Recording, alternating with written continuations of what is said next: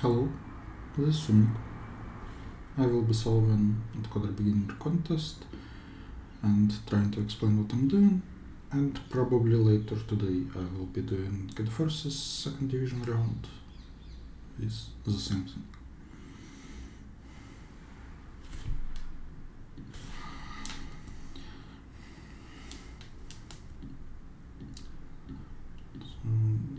First 3-4 problems in Encoder beginner are usually just not problems.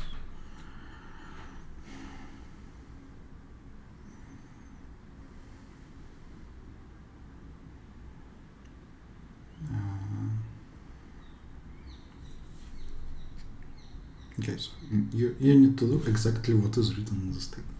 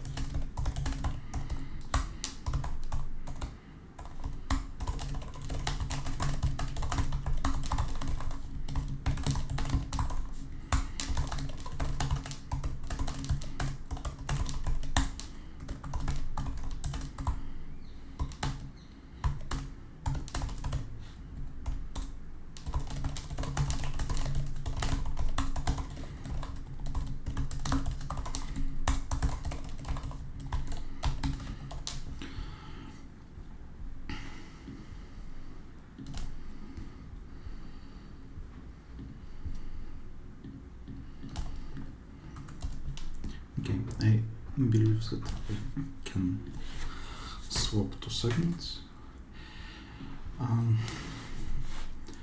Problem B. Okay, again, given a string, insert y between n and a. Sure.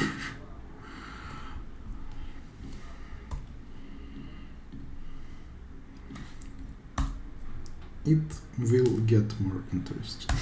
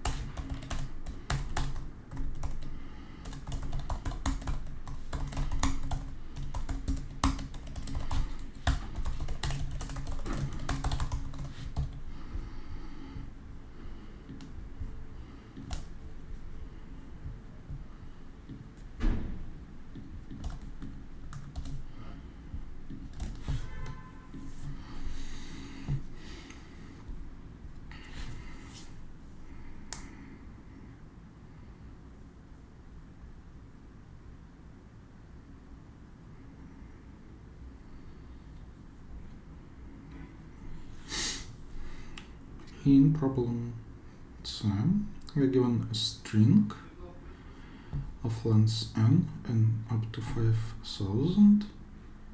We can do two types of operations. First type is for cost A, perform the cyclic shift to the left by distance 1, and in B we can replace any letter with any English letter. We need to find the minimum cost to turn it into palindrome. We can see that our operations are kind of independent. Like, we can choose some shift. If we want to shift by k to the left, we have to pay a times k, and then we can change any letters we want. So when we have chosen the shift,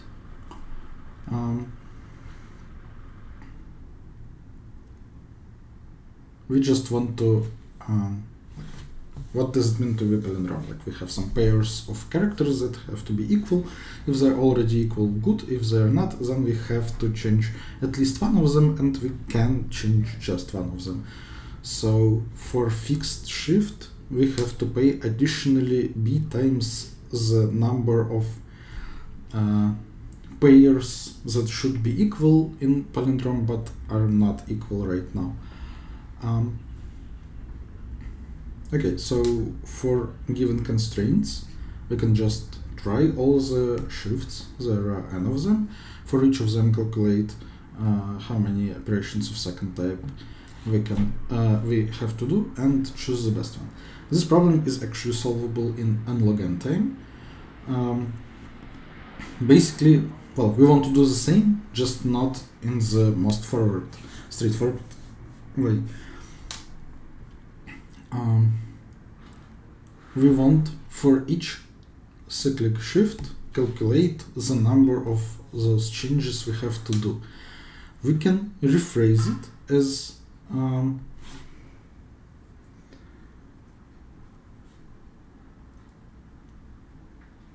let me see.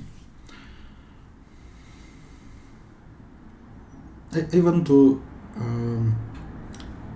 say that we are calculating Hamming distances from some substring to a fixed string, but that string is not exactly fixed.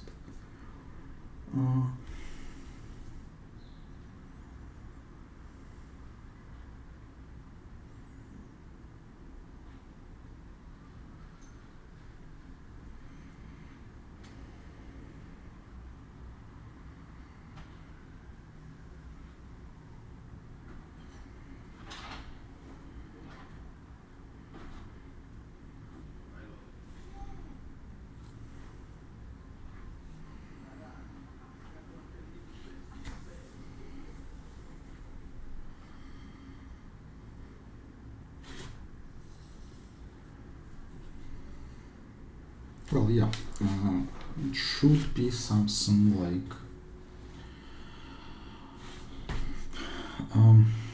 okay, let's first try to solve for binary string.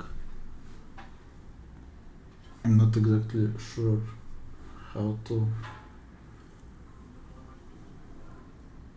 do it for big alphabet, but let's see, maybe I can come up with something.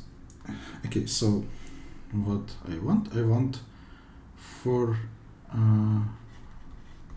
each cyclic shift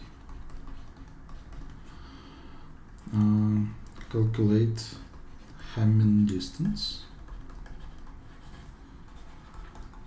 That's the number of positions in which the strings are different between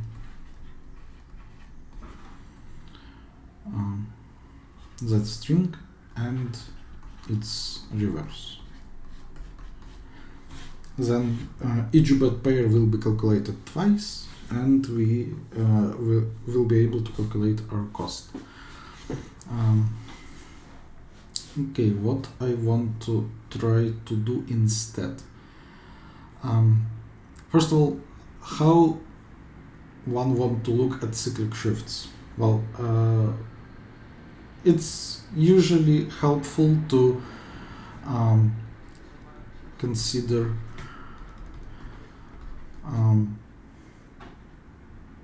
concatenating the string to itself. And now a cyclic shift is just a substring of length n, right? We want to take first k symbols and put them in the end in the same order. So that's exactly what will be going on here. Okay, what now? Now, well, we kind of want to like for fixed k, we want to look at sum of non-equal pairs, and what is a pairs? Well, it's Si not equal to Sk minus I, kind of. So this is taken modulo n, and we should be accurate about what k is, but in general we are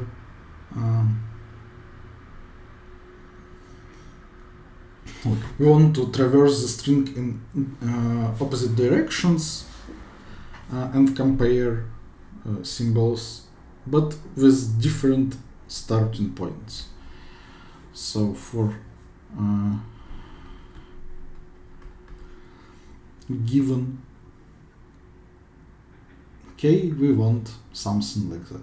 Maybe like this should be shifted by something like k minus 1 minus I, but it doesn't matter. We want to calculate this thing for every k, and yeah, this is mod n.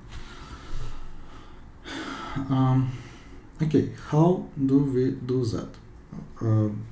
We will first try to do it for binary string. Now let's say that we want this to be 0 and this to be 1. They're not equal, the string is binary, so it is either this or the other way around, and actually just calculating it like that, we will calculate like half of Hamming distance, which is exactly what we need. So let's write another binary string, actually two of them. Well, like it will be just arrays of integers. AI is it true that is symbol is 0, and BI is it true that it is 1. Then we kind of want to calculate for each k something like sum of AI times bk minus I. Why do we want to calculate this exactly? Well, because like we wanted to calculate this thing, but now we like changed this property to this is 0 and this is 1, and so it is just sum of at the same time sy should be 0 and sk minus I should be 1, but that's just product of these two things, so we want to calculate this thing. And this you may know that it is called convolution, and there was a nice blog about simple FFT applications from isFFT. So yeah, we should be able to calculate this thing using FFT. There is like there is an issue that we want to take this modulo n, but that should be fixed if we like calculate convolutions for again this arrays for length 2n, and then when we want to take an answer for some k, so we have the convolution is A, B, and like they product as polynomials. Then if we look at position n plus k, it will be equal to like sum of this kind of products. but we do not want all of them. We kind of want like only n of them.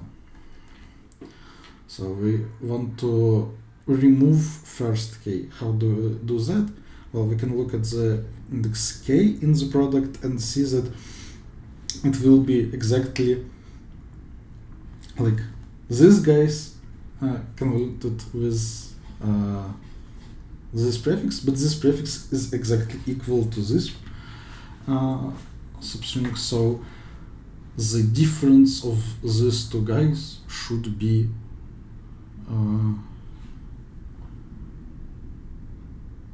the product that we want. Okay, that's for binary strings.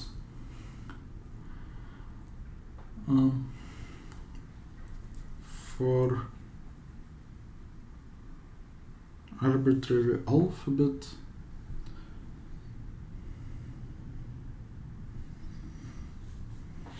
we surely can do it n log n times alphabet by basically doing this, but instead of this thing we actually want this to be like not equal to 0, and then 0 can be any symbol. So for all the symbols we do this and calculate their sum. That would be Hamming distance. How to do it without sigma, I'm not sure.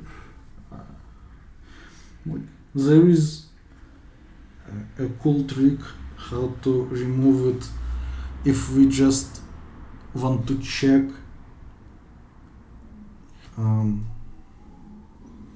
if there is anything bad, like if the Hamming distance is 0 or not. But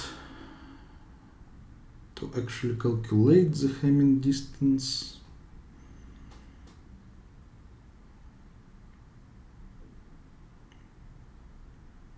yeah, I'm afraid I don't know how to do that.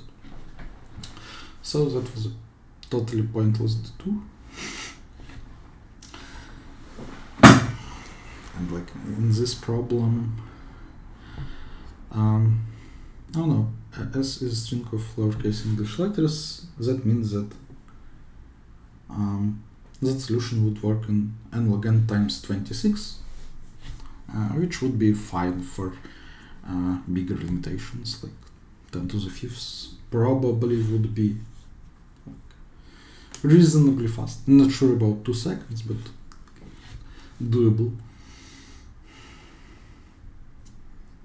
But let's write the square version instead.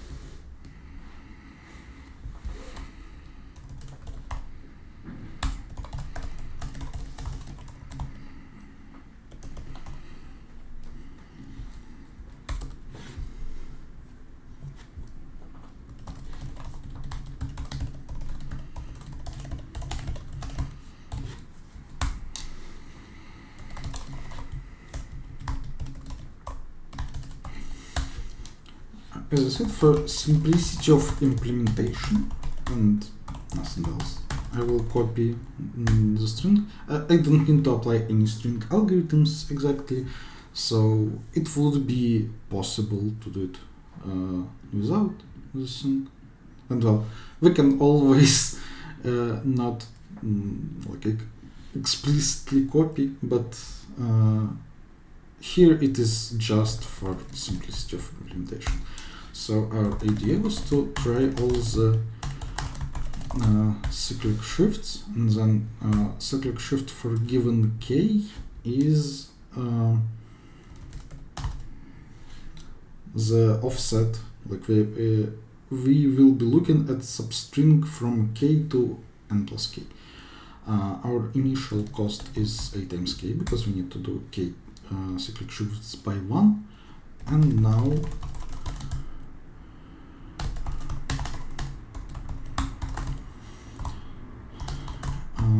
we comparing two symbols, and if they are not equal, then we increase our current cost by b, and then take minimum with answer.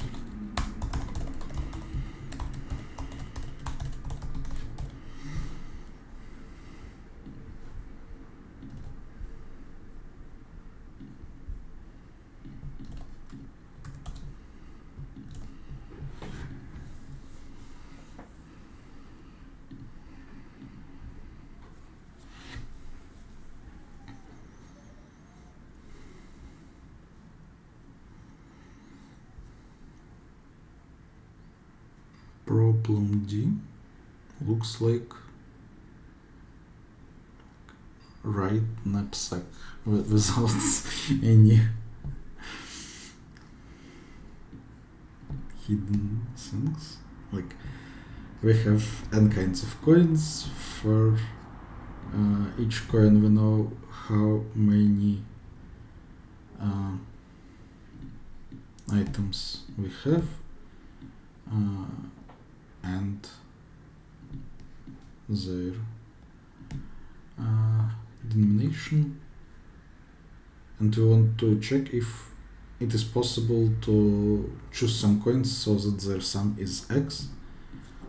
That is literally right knapsack, and knapsack, like the stupidest implementation, works in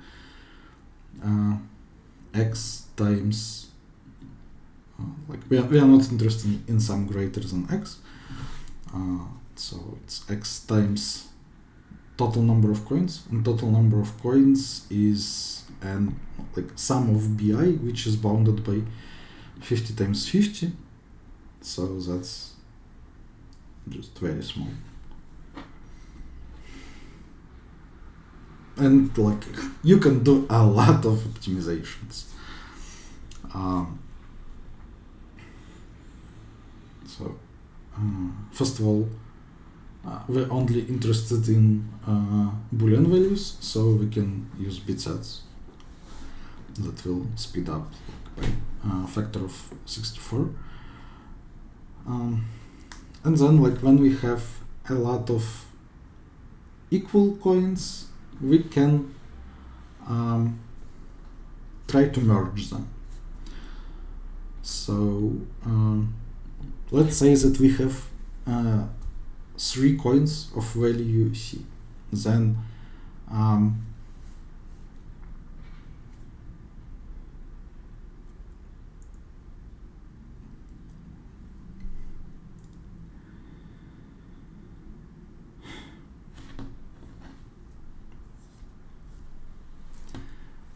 how to say it simply.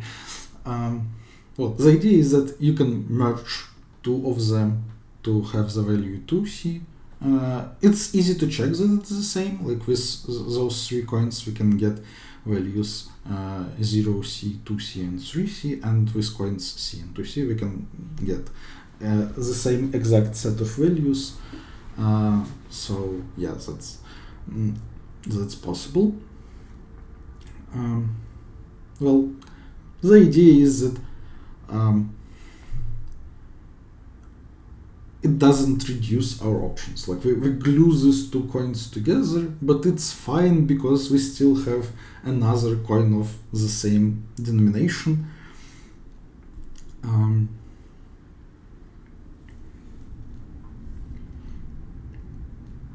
So like we cannot lose any options. So yeah, using this trick, for example, if you have some like coins and you know their total value is s, which is bounded by something, you can make sure that you can get a set of coins that is equivalent with at most well, I want to say 2 square root s, but like surely it's not more than 2 times square root of 2s coins, because like while you have 3 coins of the same denomination, you can glue 2 of them together, and just do that while you can.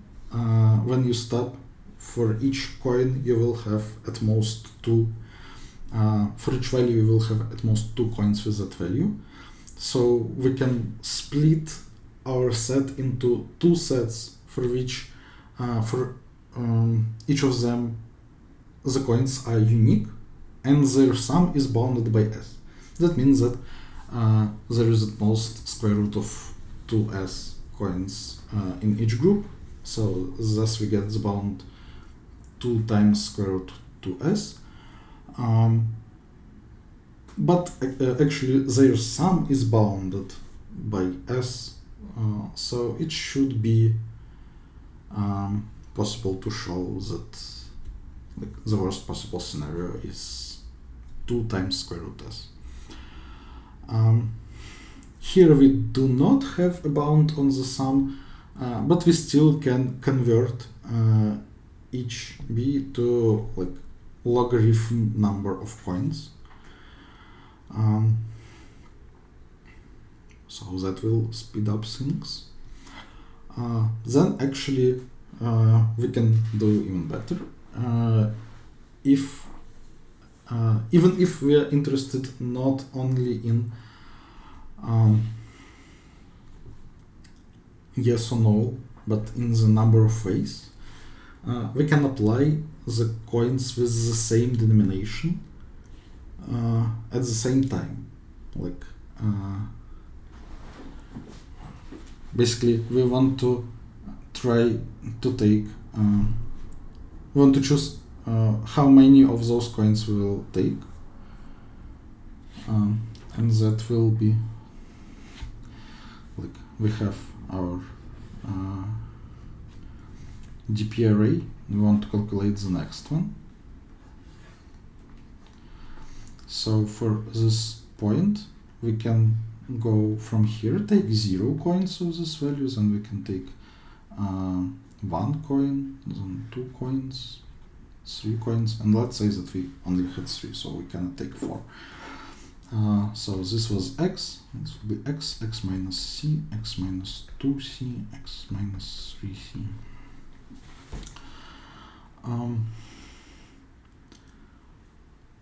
We want to calculate sum of these values. And we can notice that if we fix the remainder of x modulo c, then and only care about those values of x, we will only look at the values of dp on the positions with the same remainder of x modulo c, and now those positions are form a segment, so we want to take a sum on segment, so we can use prefix sums or sliding window something to make it linear. And even though we iterate over all remainders, for each remainder we do it in length of this divided by c, so the sum over all remainders is just this length. But we cannot merge it with using bit sets because we need to calculate sums here.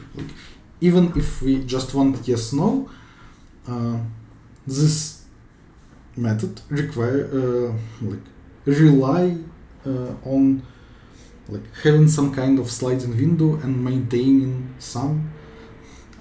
You can maintain max or instead of sum, but you still have to do linear number of operations. You can't just make it with some bit set magic. So while this is an option, and it will optimize our solution to x times n, x times n, x times sum of bi divided by bit set constant is faster in this case, I think.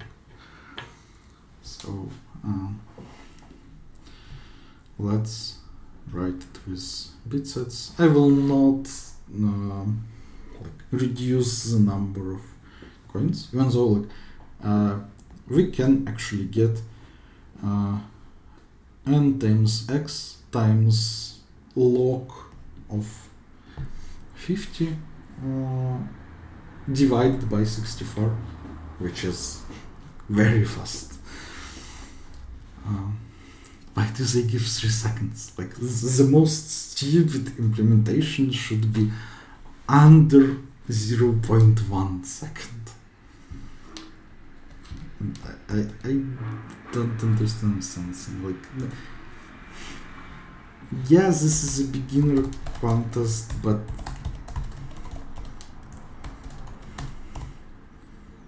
like, why would you give like literally text problems even in the beginner contest? They do it for the last problem, but there I can understand, like they give it for problems with hard algorithms, so that they can write a tutorial. That's nice.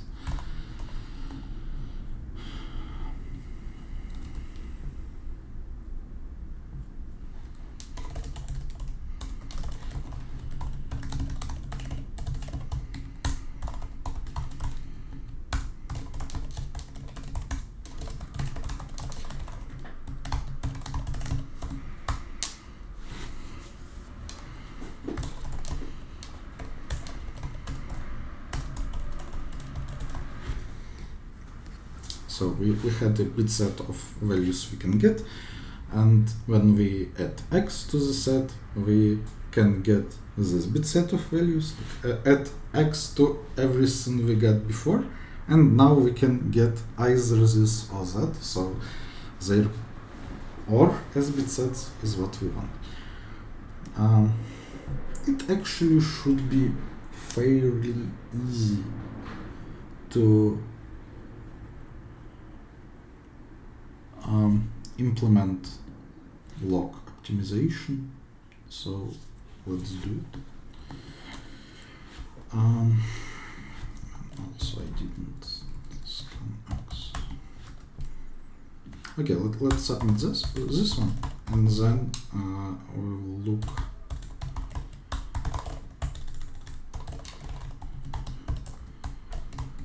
if the optimization works. We won't be able to see speed up because this works in 0 time.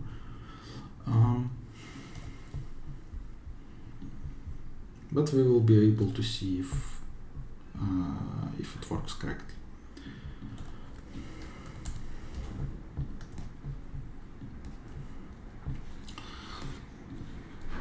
So we can imagine it as follows: like, while we have at least 3 coins of denomination x, we can merge 2 of them to get 1 coin of denomination 2x. We will do that and only that, like converting 2 coins of denomination x to 1 coin of denomination 2x, until we have at most 2 coins of denomination x. Then we just apply the transition with them, and then we take our newly generated coins of denomination 2x and do the same process. So while we have some coins, and they're not too big, but yeah, I don't want to shift my bit set by more than n. That's probably not good.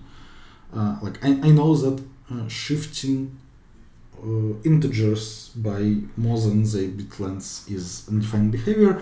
Probably the same stands for bit sets, I don't know. But I don't want to do that. So yeah, okay, let's say that x should be smaller than at most n. But in this particular problem we don't need it because we know that ai times bi is bounded by 5000, so should be fine. but let's write it, doesn't matter. So what will happen in the end? Like we are kind of doing -2 but +1 for coins of denomination 2x until y will become at most 2. But the parity of y doesn't change in the process, so we can just do two cases depending on parity of y. So if y is odd, in the end we will only get one number. So we apply one operation and then we divide y by 2. Otherwise, we apply transition twice. Like this should be kind of y minus 1 divided by 2, but it will be rounded down, so we can just write y divided by 2, but like, why not write it normally? Here y minus 2, we left 2 coins of denomination x, and everything else were glued together in pairs of 2, so now we have y coins of denomination 2x. And that should work too. And it is like kind of faster. It can be slower, but there is nothing faster. Sorry. It's even slower here, but like, yeah, that's 0 in any case. But yeah, like the slow additional operations like ifs here and here, they do not use bit set at all, and the number of iterations with bit set cannot get bigger than it was before. So it can only get faster. Like it can only perform smaller number of iterations with bit set, and we know that like it's asymptotically smaller number of iterations with bit set, but it got this additional overhead, but this additional overhead is negligible compared to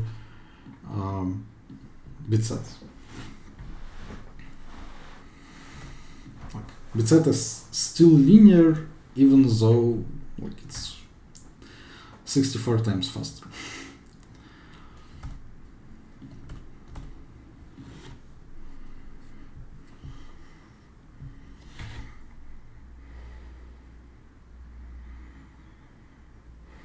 Okay, looks like in problem E we will be given a directed graph. Just it's fully given. Each vertex has value AI.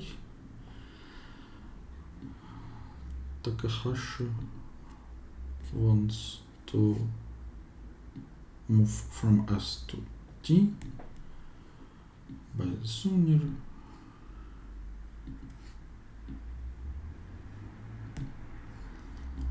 Tries to minimize the number of direct flights, so the number of edges in the path, then maximize the total value of cylinders. So first minimize the number of edges, then maximize the sum. And we need to solve this problem basically for all pairs of CDs.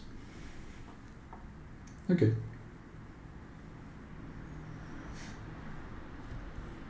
Well, that just looks like a shortest path problem. We just want to do flight, basically. So what are the weights of the edges? Well, when we use an edge, we increase our number of edges used by 1, which is like the most important part for us. But then we can kind of say that we decrease our decrease the money we have by the cost of the souvenir in the city we're going to. So the cost of this edge is kind of like infinity minus AV, where V is the vertex we are going to. And infinity is like just some number that is like much bigger than all the AIs, so that we cannot it cannot be better to use more edges.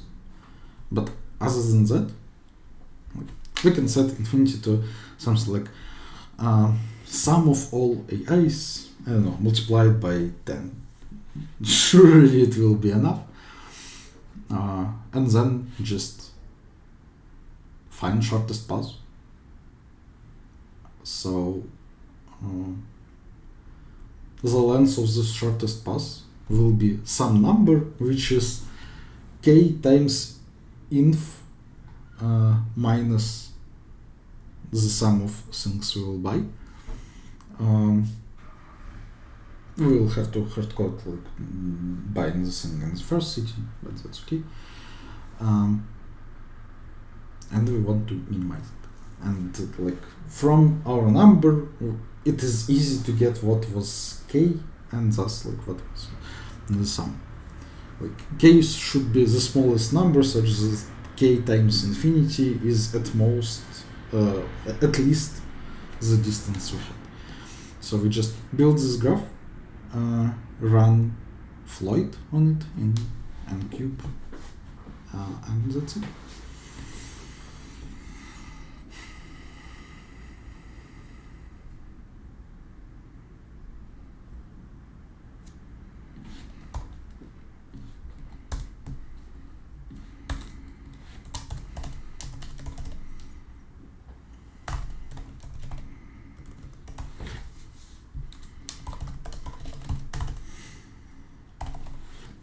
Okay, I said inf, well, because that's the meaning I want to convey. Since I said it, I will use it, but like normally I would make two different constants, like one for actual infinity, and that inf I would call something like c, just constant. The reason is that like I need an actual infinity to initialize values in Floyd. So I do not want to accidentally initialize them with this like small infinity, and I would get like, wrong values if I do that. So we should be careful to initialize with something that is strictly greater than all the distances we can have, and like n times inf should be fine for that purposes. And our inf is like greater than the sum of all AIs by factor of a lot. Like the sum of all AIs is bounded by n times 10 to the 9th, so it's like 3 times 10 to the 11th, so we are fine.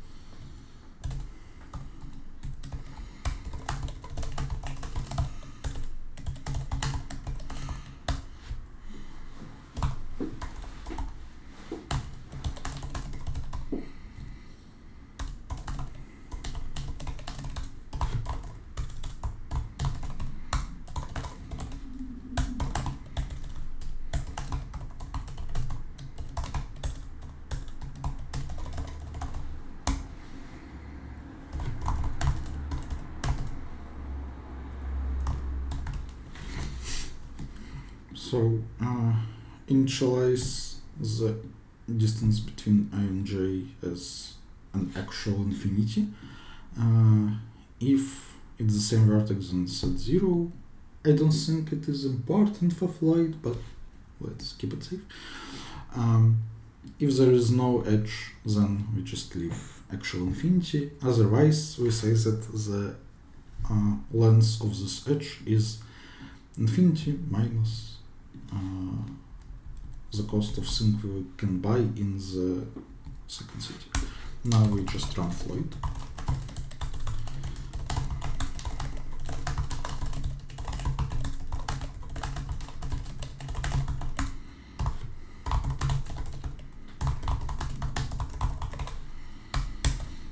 And now we can answer the queries.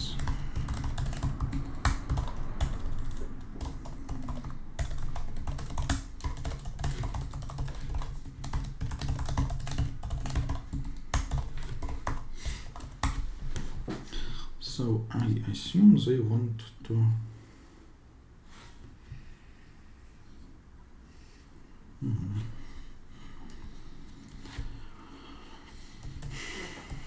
So our value is the distance calculated minus AY because AV because we didn't subtract it, like we only subtracted the values for cities to which we traveled. We didn't travel to the first city.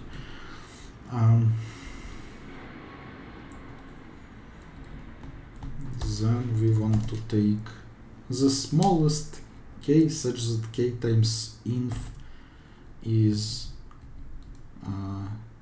at least this, which is we divide by k rounded up, we divide by inf rounded up. If it is greater than n, that means that it was not reached in flight. We have to print something like impossible. Otherwise, we probably need to print number of direct flights, which is k, and total value of souvenirs, which is k times inf minus the distance.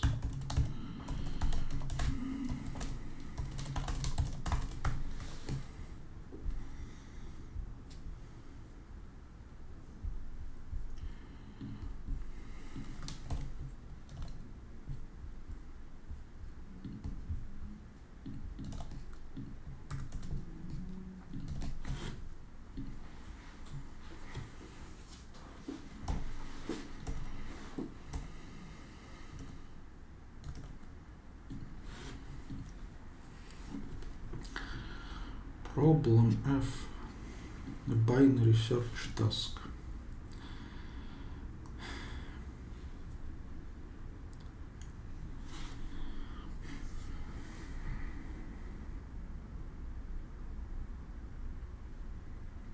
There is a hidden number n between 1 and 10 to the 9th. Then we choose m and a sequence of lengths m.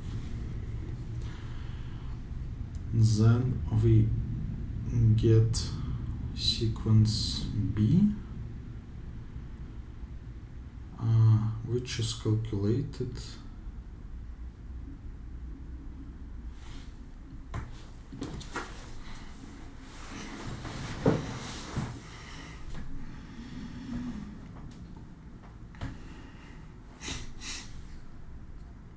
so this is kind of like we give a functional graph.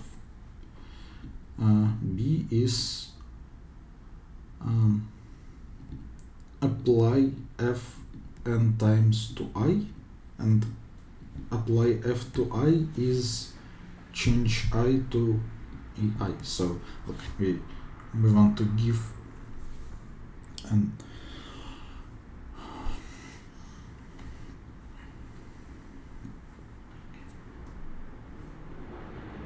functional graph, and then for each vertex we will get the number of, like, to each vertex we will get if we will traverse exactly n edges from this vertex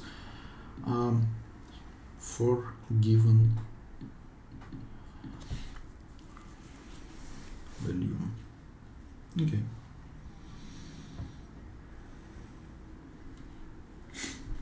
Well, that sounds kind of pointless. Like, what's a functional graph? It's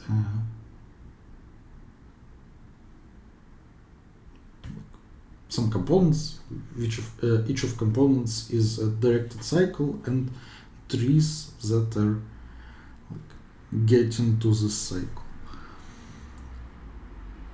So basically, for big enough n, for n bigger than m, we know that each vertex will reach the cycle, and then we are basically given n modulo the length of the cycle. So it looks like it doesn't make sense to make them non-cycles. So we just the problem is basically choose some lengths of cycles so that their sum is bounded by 110, and then we will be given n modulo all these length cycles, and we need to guess n. Okay, well, it looks like we should just choose I is as, I don't know,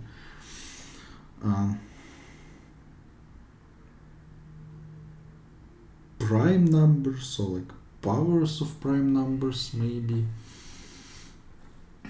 Like, it doesn't make sense to make Li to be product of several, more than one prime powers, because we can split this product in two things and ask them separately. We will get the same information using Chinese remainder theorem.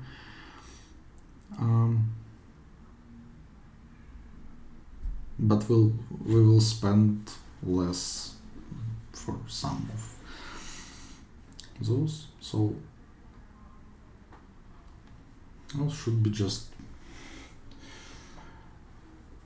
prime powers.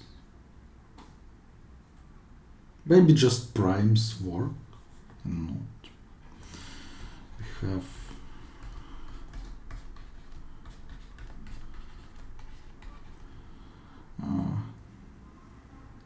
Z.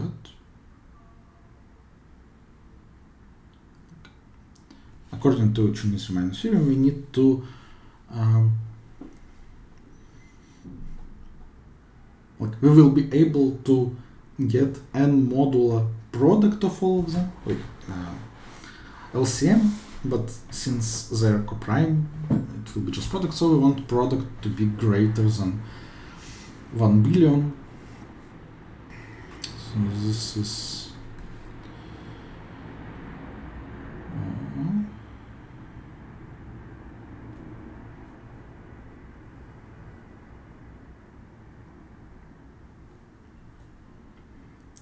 mass is hard.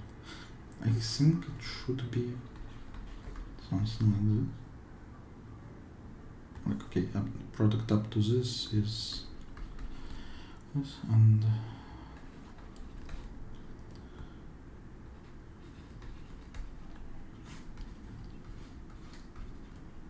yeah, that's right. So this is this, and then their product is less than 1000, but if we write the next one, should be like the product of them is surely greater than 2000, kind of 4000, like this, 10 times 20 times 20, so this is already bigger than this, and the sum is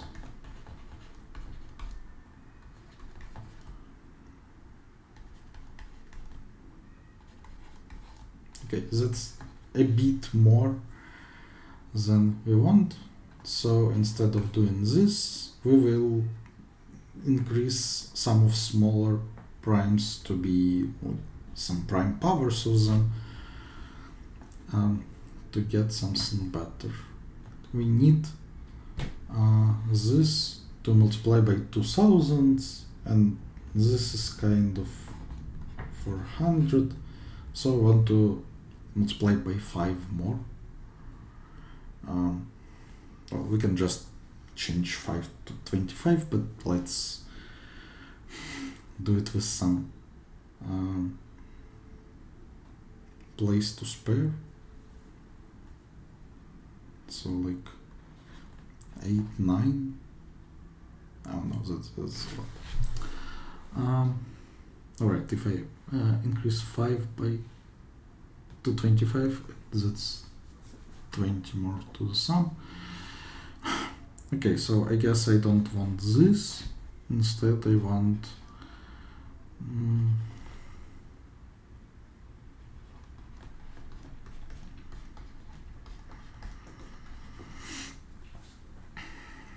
so the product will be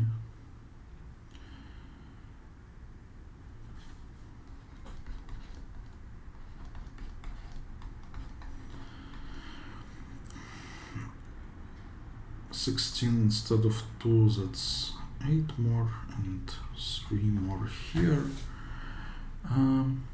That's not good.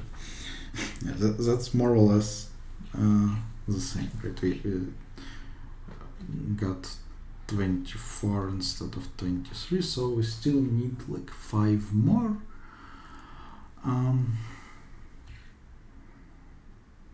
But the sum should be small. So the sum is, it's 20.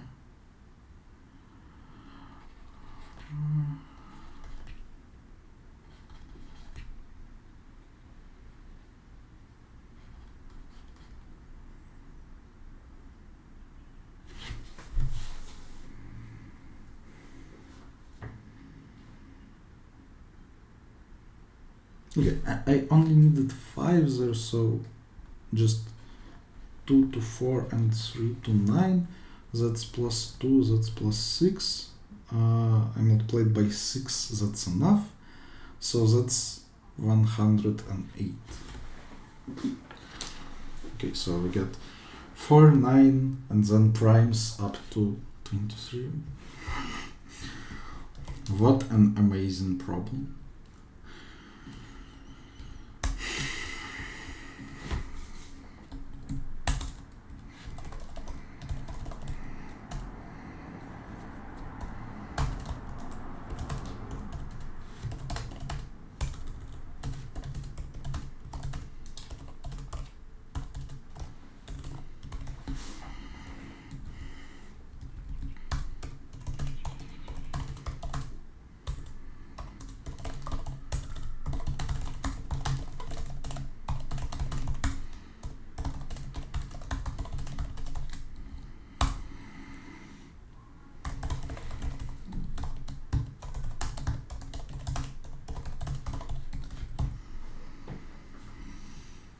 So the sum is 108, and the product is a bit bigger than 10 to the 9th. That's what we want. I can calculate in my mind. That's good to know. Doesn't really help me in any way. Alright. So I just print it as asked.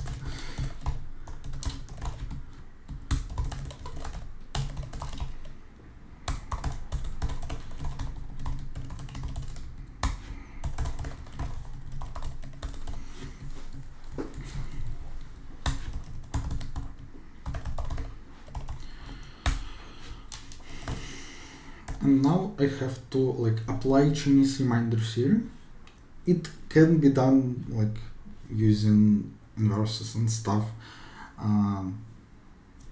so like using Euclidean algorithm, but it can be done much simpler if our modulus are all small. We can do it in like time proportional to their size. Alright, I need to print not the numbers, but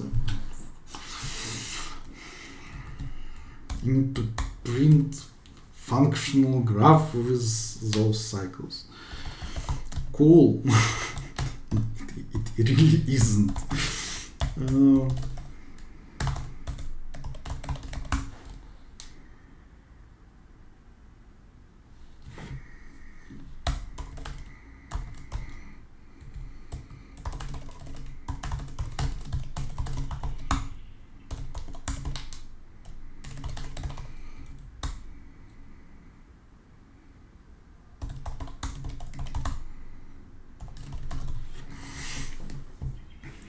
This looks like cycle of length x, right?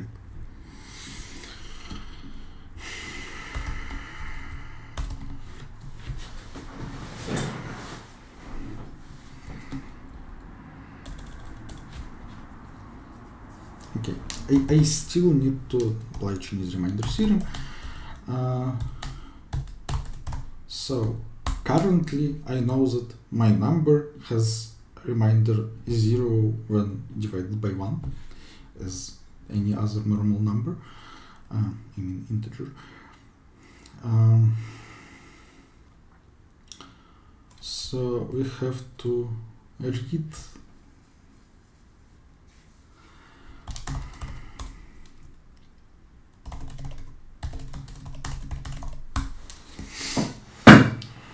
So we will be traversing the cycles in the same order. First we read where will this first vertex go. So vertex v goes to y. That means that its remainder modulo x is y minus v. Then we need to not forget to read all the numbers we don't care about. And now we have to apply Chinese remainder theorem. So we knew that modulo m, our number was r, and modulo x, our number is n r. So what it will be modulo product of m and x? Well, you can just write some formulas and do some math and get a formula with inverses, which is cool, but we can do much simpler than that. We know that the answer, our number modulo m times x, will have remainder r modulo m. So how does it look? It's r plus m times something, and that something is small. It's at most x, like it's actually strictly smaller than x. So we can just iterate over them until we find the one that gives remainder, like this remainder modulo x. So it's while r mod x is not r plus equal m. That's it. That's Chinese remainder theorem. It works in time proportional to this modulo, which is like not good in general. We can do in log of both modulus, but if we have a lot of small modulus and we need to combine the answers, like the reminders we know for them, we can do this, and it works in time proportional to the sum of all those modulus. And that's very easy to write, very hard to make a bug in, which is great. So we know that n is gives reminder R modulo M, and M is greater than N, so N is just equal to M. How do I have to print it?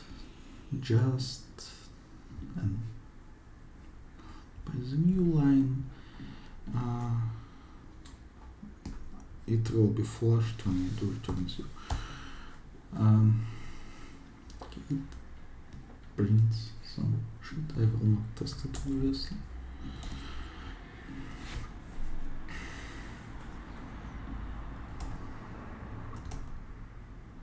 I have a feeling I have seen this exact problem. But whatever. It's a problem. It doesn't work. I do not increase V.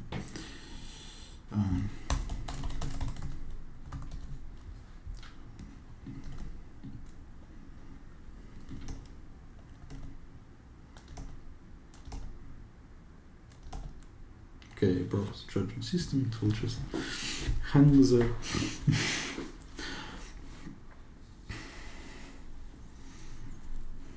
Problem G is usually interesting. There is a simple connected and directed graph. Given a subset of edges.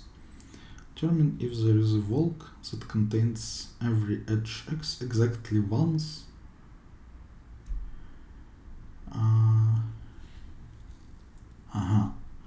So a walk is not like a simple pass. We start somewhere, move as we want. Like we can traverse the same edge multiple times. We can be in the same vertex multiple times. But we want to use the following subset of edges exactly once.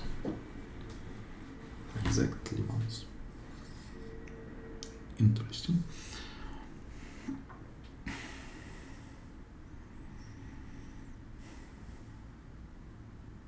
We don't care about how many times we use other edges.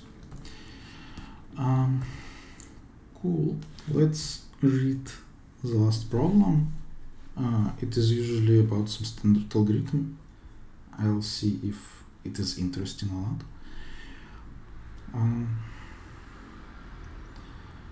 Convex polygon, 2 points.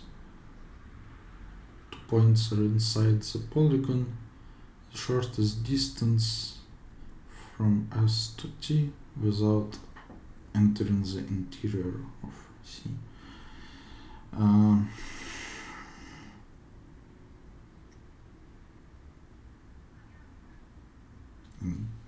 No thank you.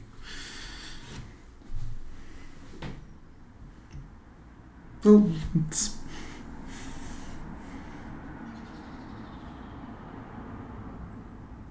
okay, it's simple and stupid, right? Like we have a convex polygon.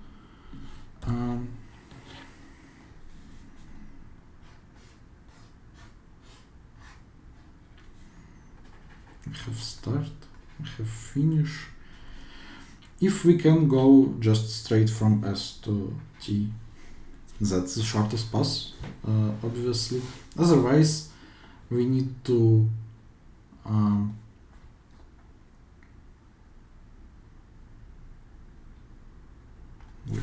find some path around.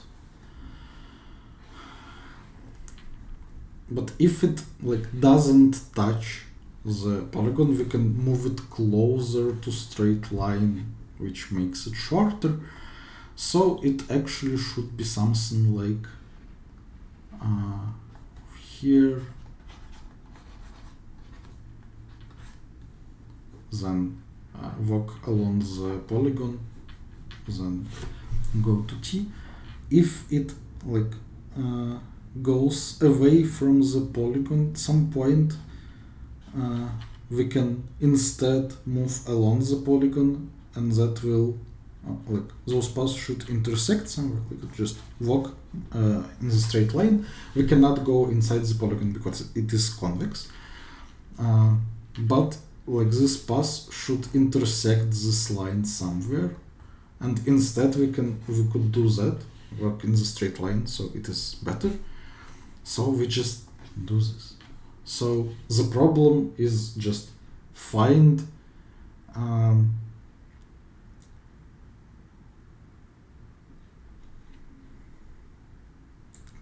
tangents from points to convex polygon and just calculate some path lengths and take minimum.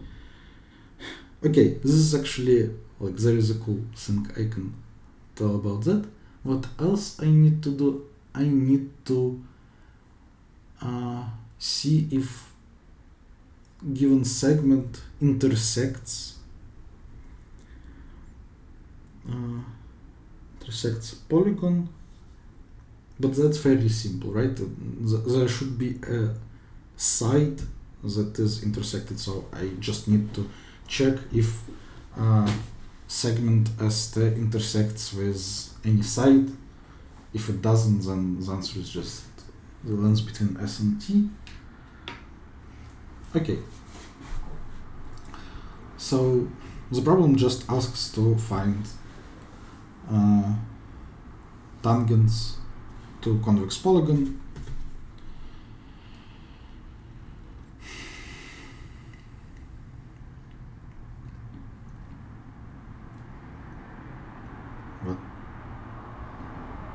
What is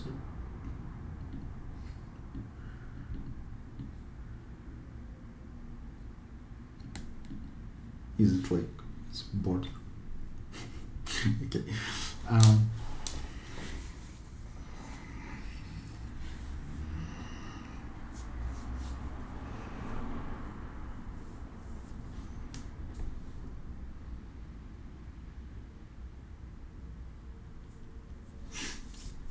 Actually, I don't even have to.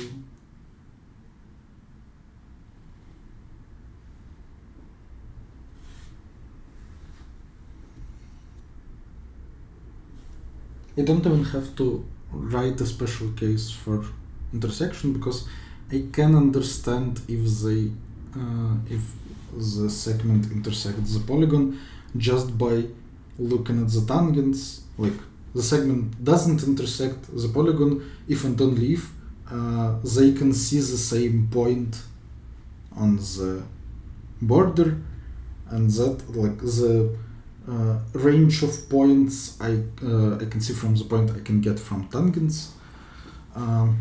There is like a couple of cool problems about that.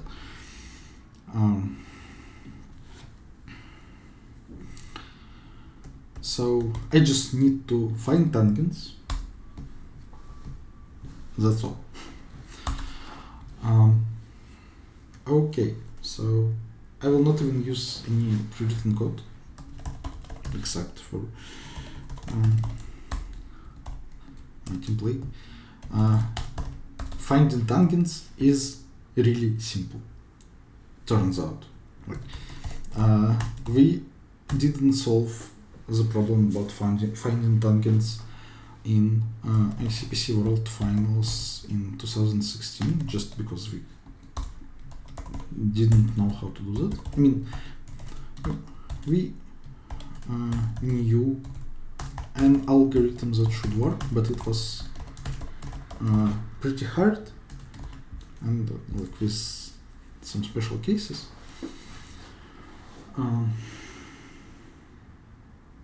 Okay, in this problem we don't even need like anything, right? It's just linear.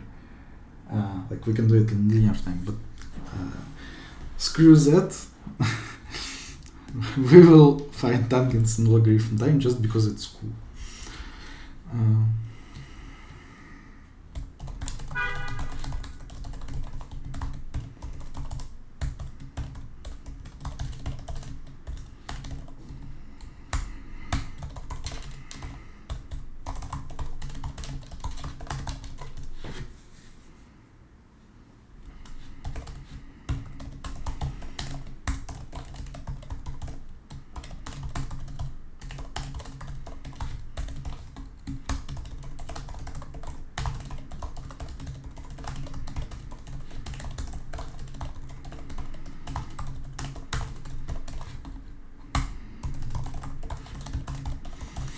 will need to take lens, so I need scalar product. Well, I don't need, I can just write square root of x squared plus y squared, but that's not the cool way to write. And I will need vector product, obviously, because like that's how we would define what tangent is.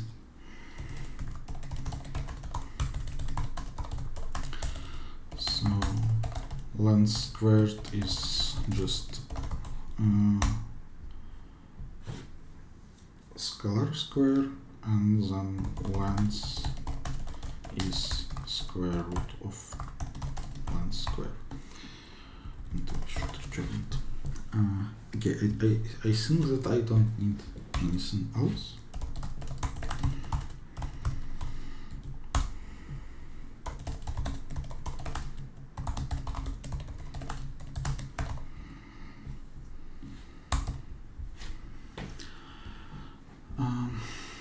Polygon in counterclockwise order, and input format and polygons and points.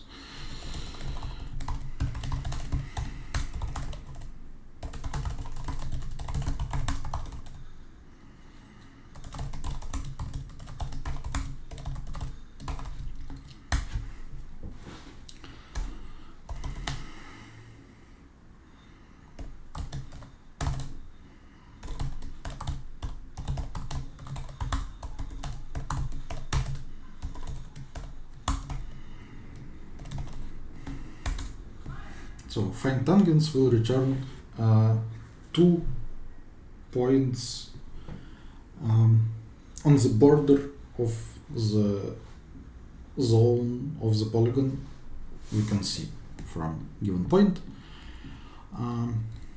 Now I have to check if those segments has a non-empty intersection.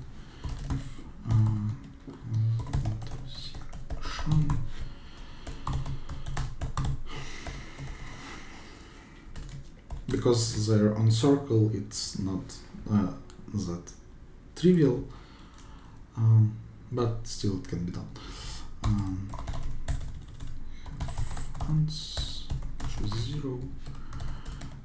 Here ans will be just the length of segment from S to T. Otherwise, we say that okay, we can actually say that answer is infinity initially, and otherwise we will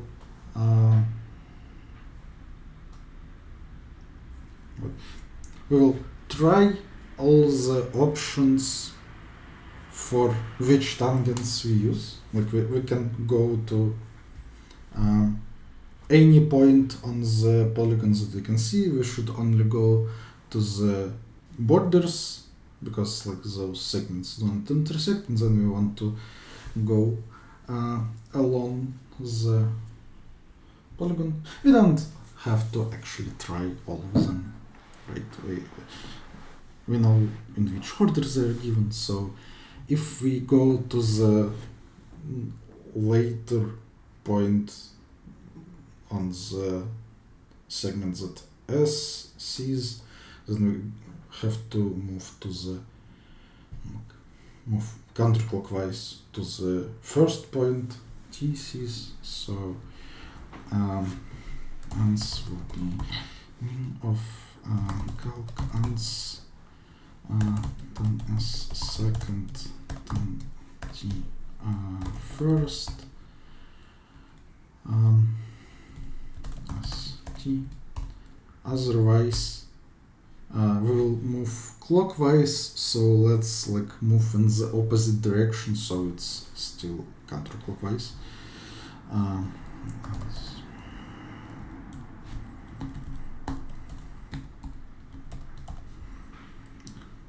So it will be from 10 T second to 10 S first, from T to S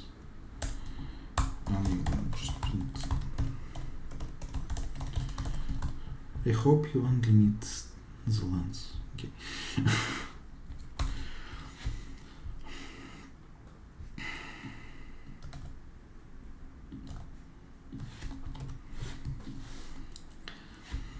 Okay, so calc ans is pretty simple.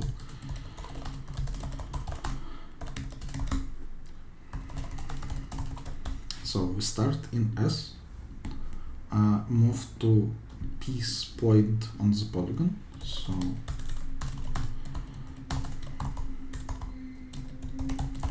then we move along the polygon until we reach Q's point. So Y is not Q.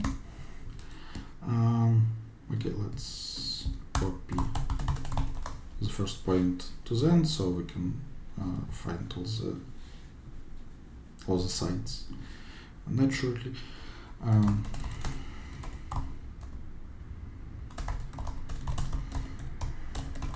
Move to the next side, and if we reached n, then it's actually 0, and we cycle back from 0 to Q. Then when we reach Q, we go from AQ to T. That's it. Okay, so the most interesting function is in the find tangents.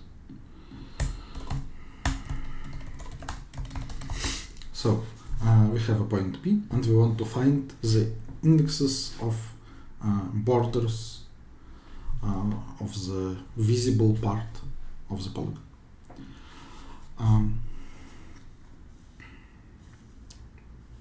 So what does it mean?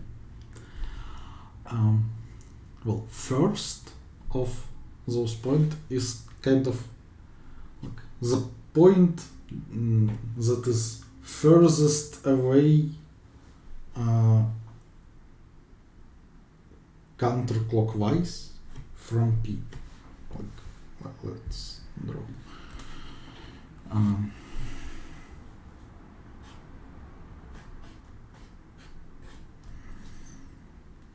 So we have point P.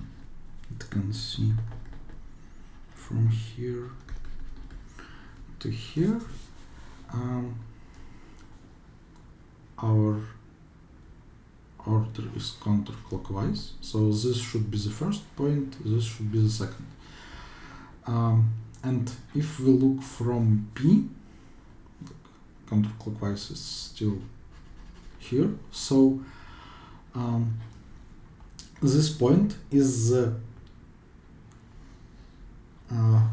farthest in counterclockwise direction, and this is the smallest and this is the largest, and everything else is between them. It can happen that like there is a side that is visible, but it doesn't matter which one we choose. It still will be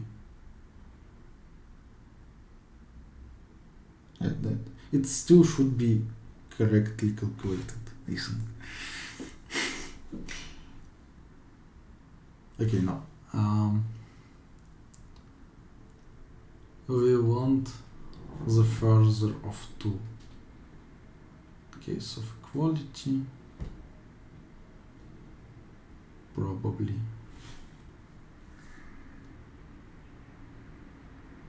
the only bad thing that can happen if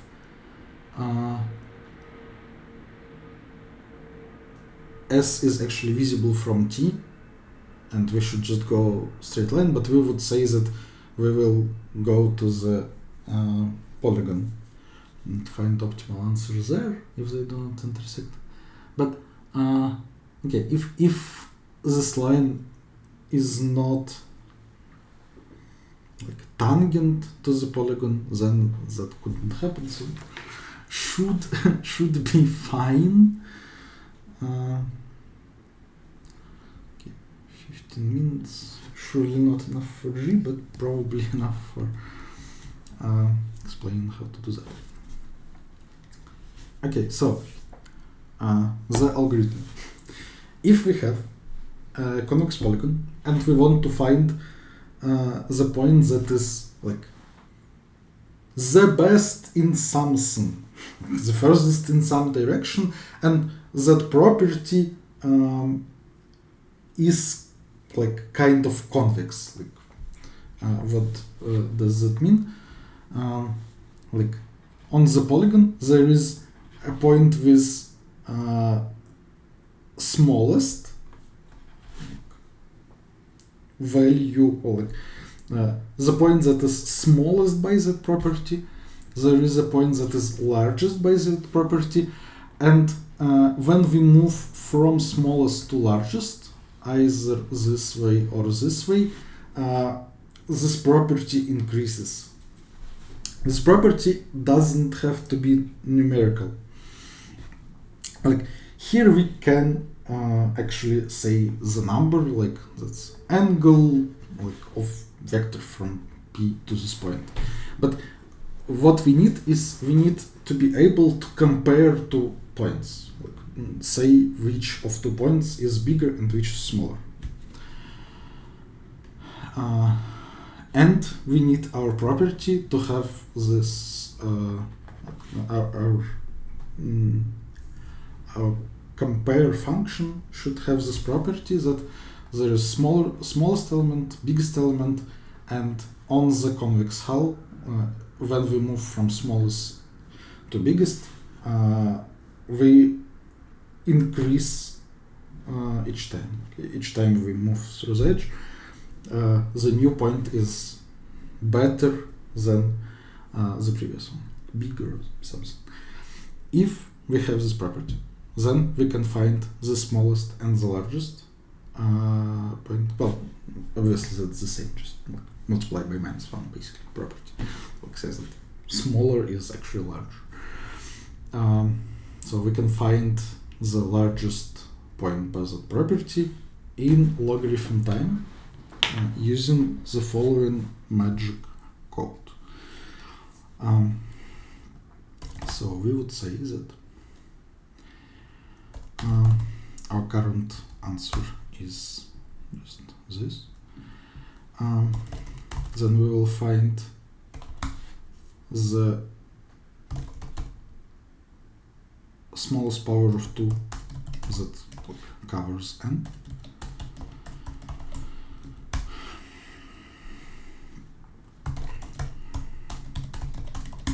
And then we iterate over powers of 2 from largest to smallest to 1. All the powers of 2 that are smaller than n. And we do the following. We look at our current point and look at the points that are on distance 2 to the power of k from it to both sides. So in our case it will be p minus to the power of k and p plus to the power of k. Be careful that they can become not from 0 to n.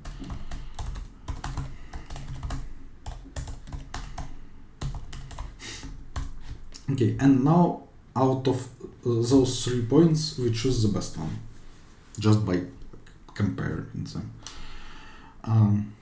Okay, so what is the comparison? If we want to find the largest, like it should be further away by angle, so this point is further away than P if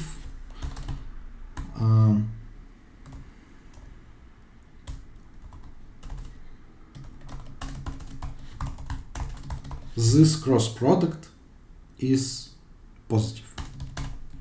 Like this is our old vector, new vector. If this rotation is positive, then this point is better than this point. So we say that P is equal to L, and then do the same with her. Here we could have changed the point to L, and then we would compare new best point with R. It's fine. We just want to choose the best of those three. And we know that like comparisons are consistent. Like there is a total ordering. That's it. Point P is what we want. So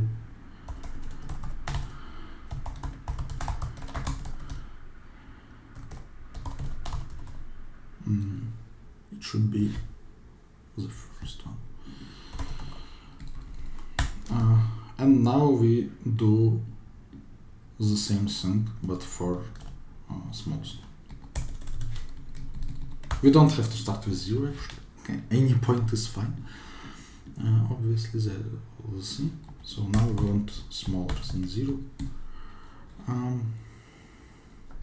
Okay. No, okay.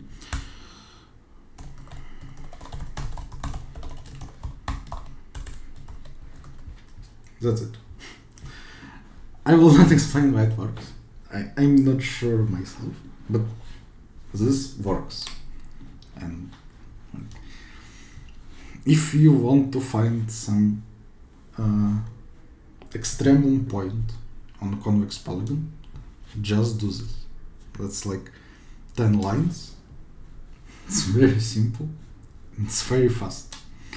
Like you just do 2 times log calls to the compare function you have. Like, this is our compare function, basically.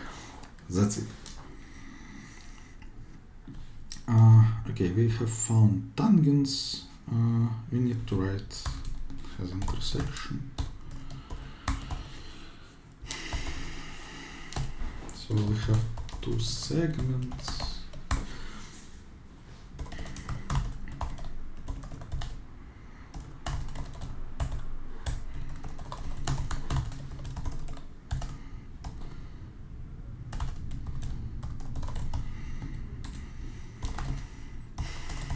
But they can be secret, and like it's important that the direction is given. It's from the first to second.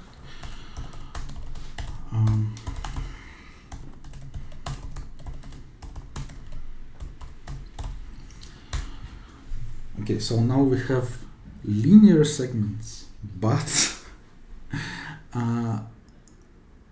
they can be like they can intersect, but one of them can be shifted by n. So we will iterate over possible shifts, and now with that shift we will check if those segments on a line intersect. So if they intersect, then the answer is true. Otherwise we need to check other shifts, maybe one of them. So how to check that? We check that max of s plus L1 and L2 is the most mean of s plus 1 and L2. So if this is true, return true, otherwise return false.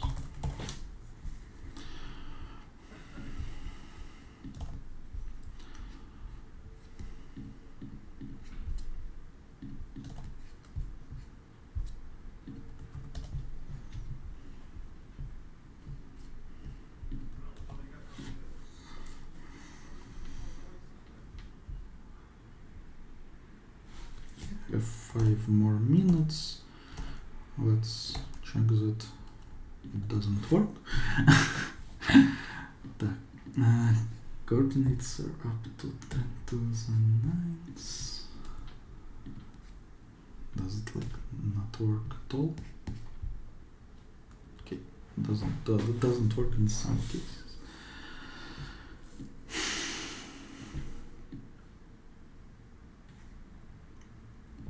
Without entering the interior.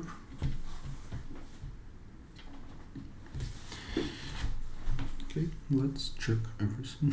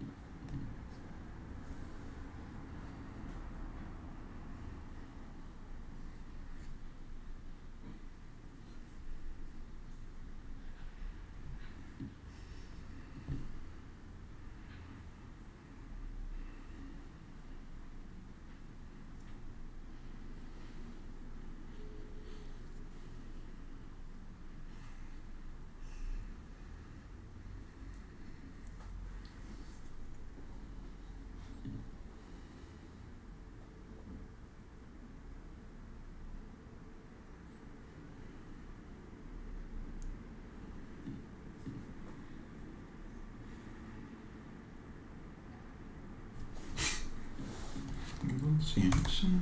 Let's print our tangents to check that in samples are fine.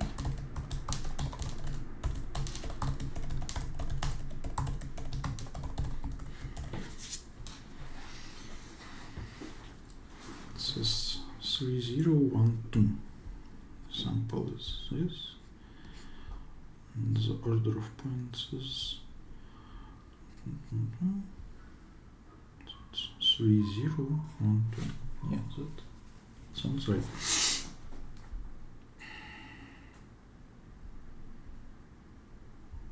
And I don't have time.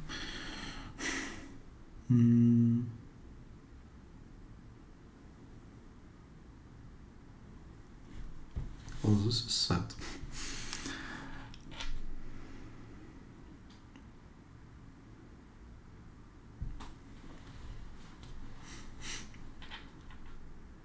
I'll try to find the mistake for a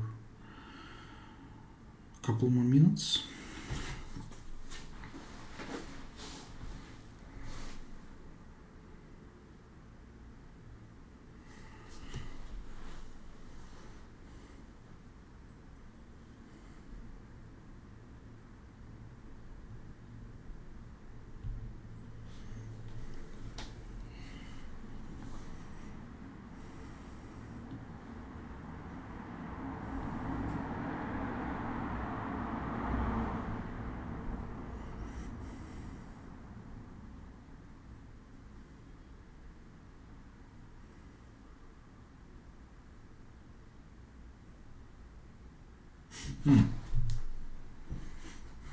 This is incorrect. If the bordering points are the same, but like the intersection is just one point, then they can't see each other, and we actually need like strong inequality here. Yeah. I'm slow, I know.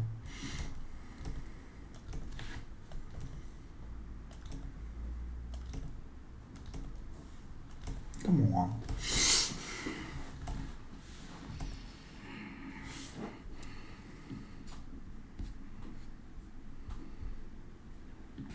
Little.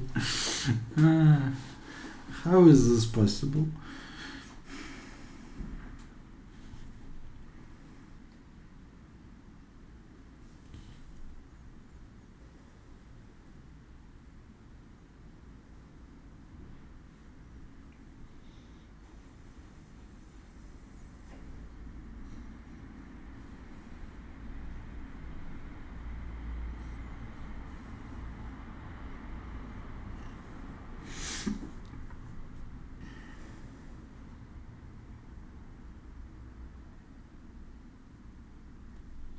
Okay, now, now it might be bad that I don't choose like the farthest here. Okay, I don't like this, but if it has bigger angle or they're on the same line and the new one is further, so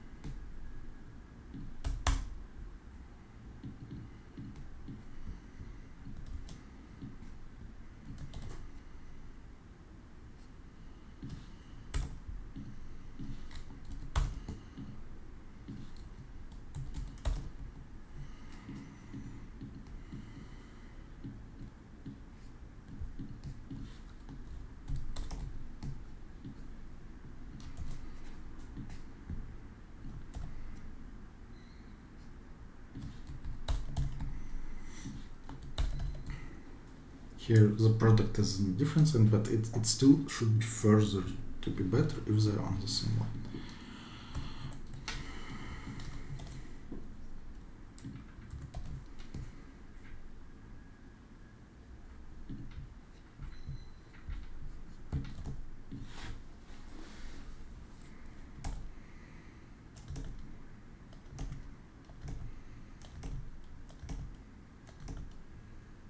Come on.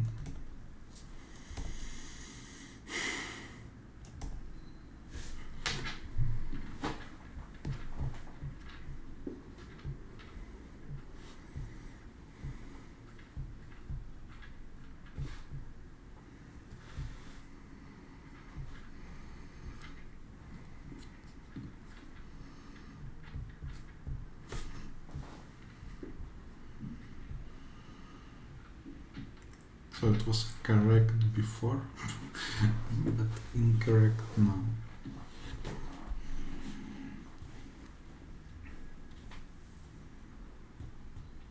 Well, yeah.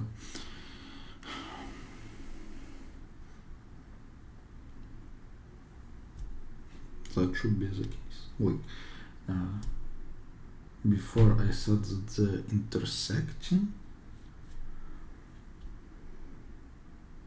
because they had common point.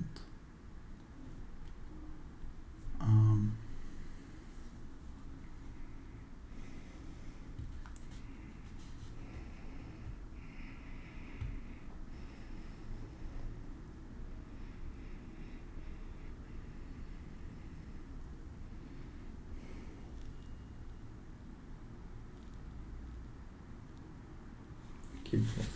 It's possible that they only have common point but see each other.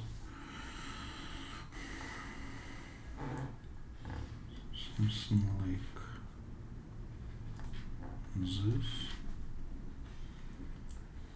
This one only sees this part, and this one only sees this part. They only have common point, but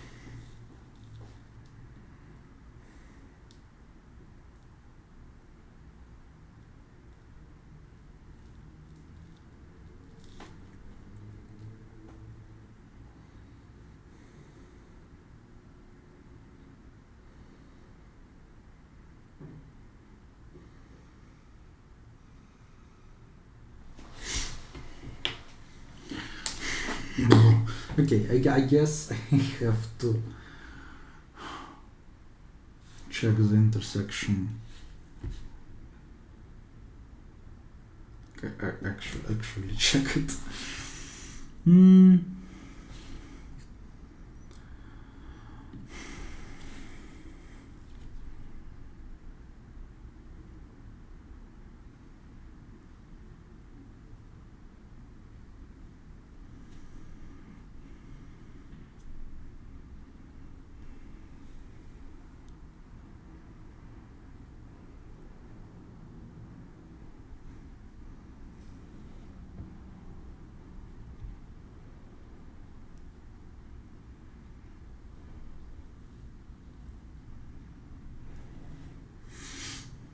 But I don't want to.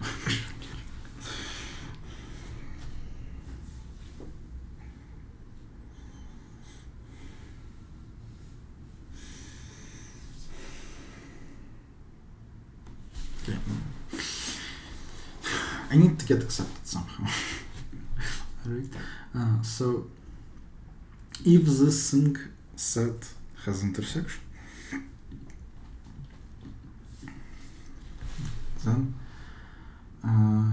it has, like, they can see the same side, and surely, like, doesn't the segment between them doesn't intersect the polygon.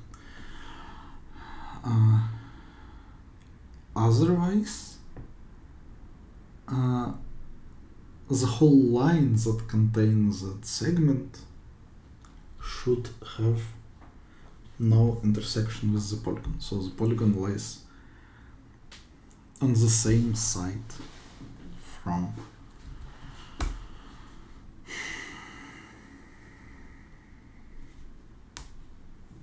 this line. So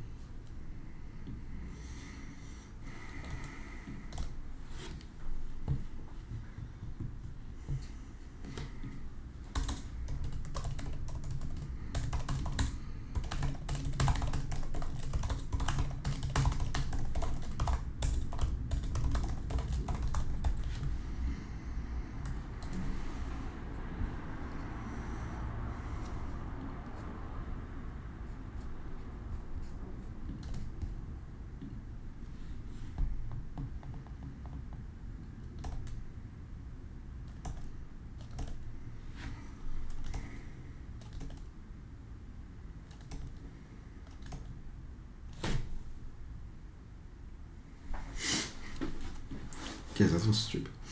But the algorithm for finding tangents works. I have some time before it forces, right? Let's check.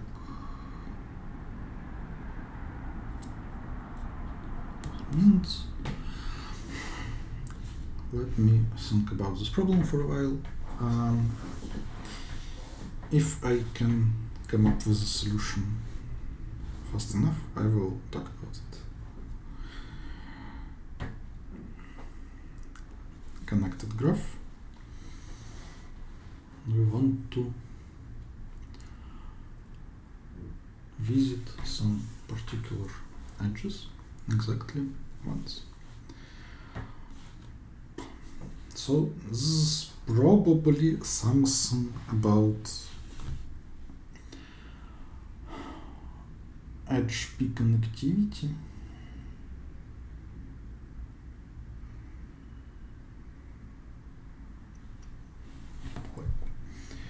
Articulation points and that kind of stuff.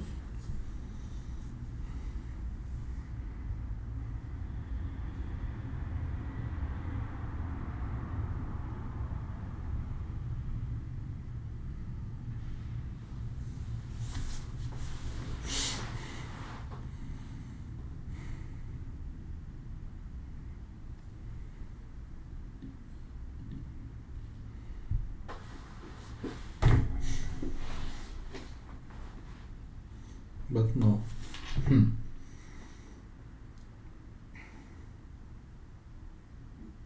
If our set is all the edges, we are asked if there is an Eulerian path in the graph,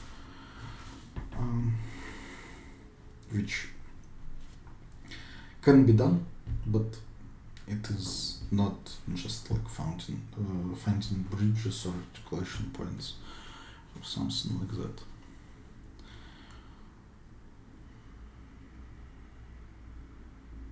Interesting.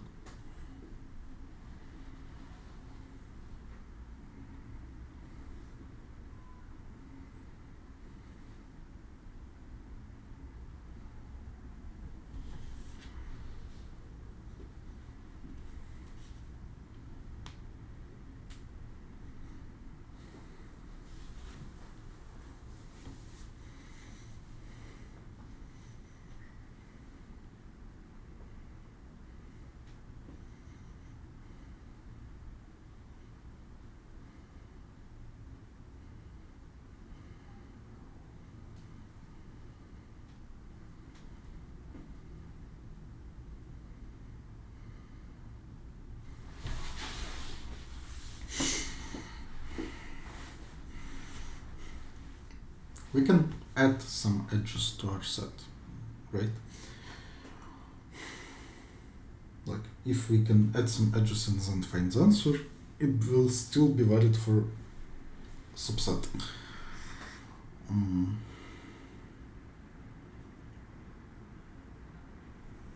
Okay, so let's just fix something. Look, there are edges that we have to take. We can take some more edges. And now if I fix that only for this set of edges, I visit them exactly once. How does that look? Well,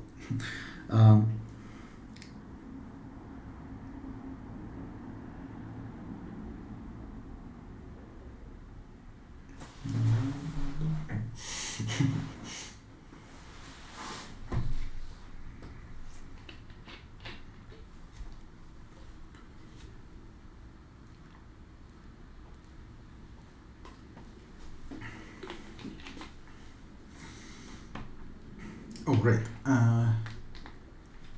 Other edges I can use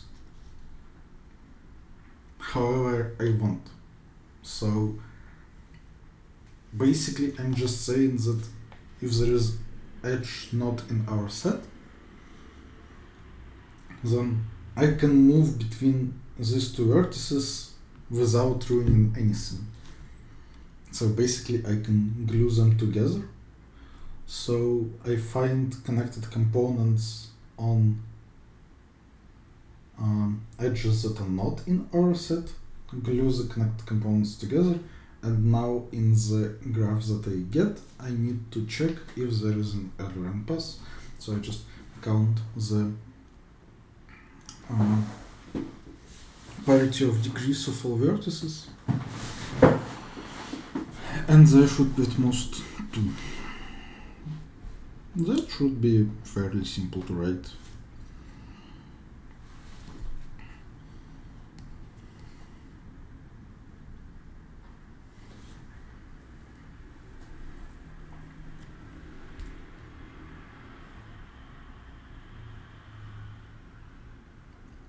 Like I can just do DSU, for example.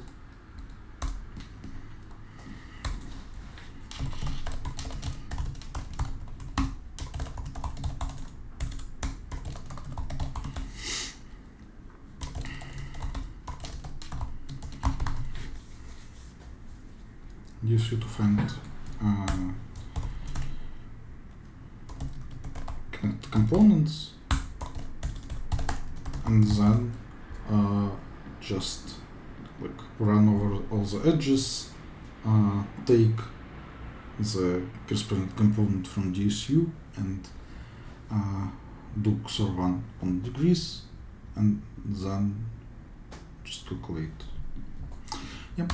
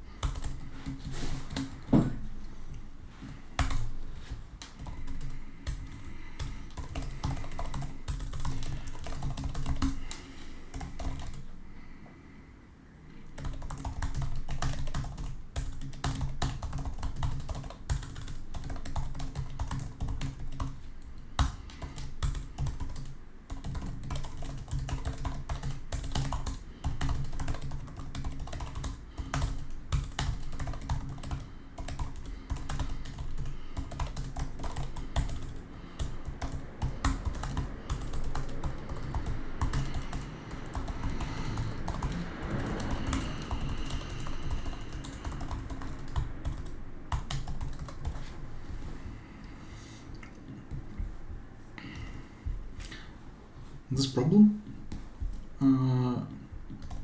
shows like how I'm trying to solve problems.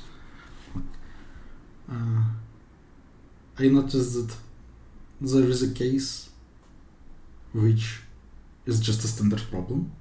Like when all the edges are in the set, I need to check if there is an Euler pass. So I know that this problem is not easier than that, and like the solution in the end should include, like as a special case, when there are no edges that are outside the set, it should include checking for parities of degrees and stuff, but also like understanding that there is this special case which